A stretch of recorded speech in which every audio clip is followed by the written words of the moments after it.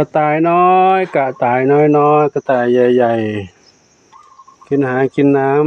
ำกินอาหารกินน้ำแล้วก็นอนกันว่ายใครนอนอยู่ตรงนั้นไปนอนนิ่งๆครับเป็นไรหรือเปล่า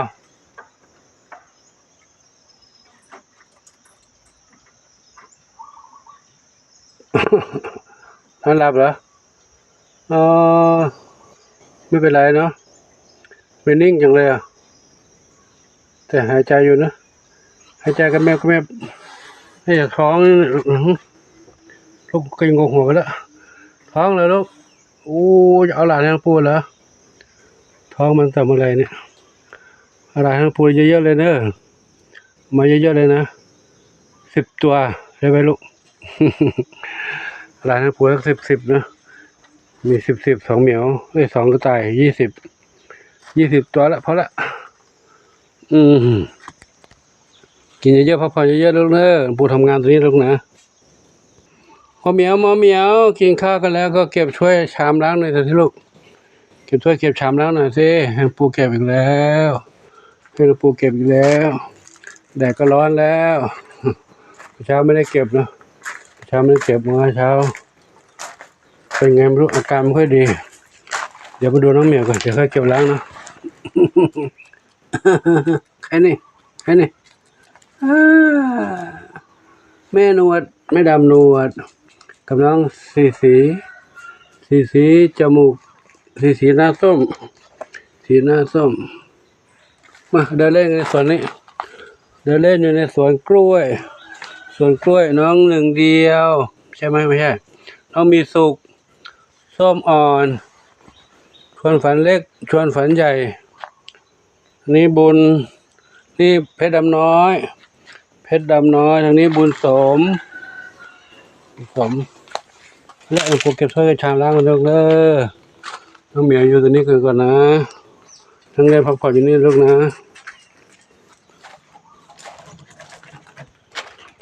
น้องกินไม่เสร็จเหรอกินยังไม่เสร็จปูจะเก็บล้างแล้วเดี๋ยวปูจัดให้ใหม่เด้อจัดให้ใหม่เนาะเก็บถ้วยเก็บชามล้างแล้วแม่เหมียว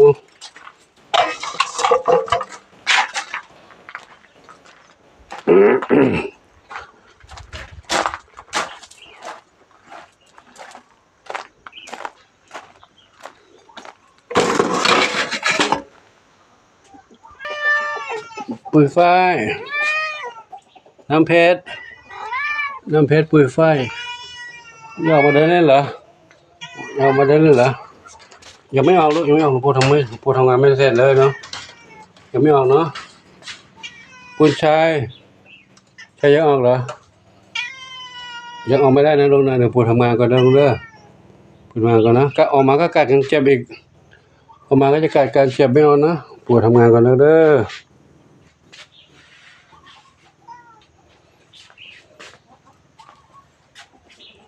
นั่งเล่นนี่ก่อนนะลูกนะใคร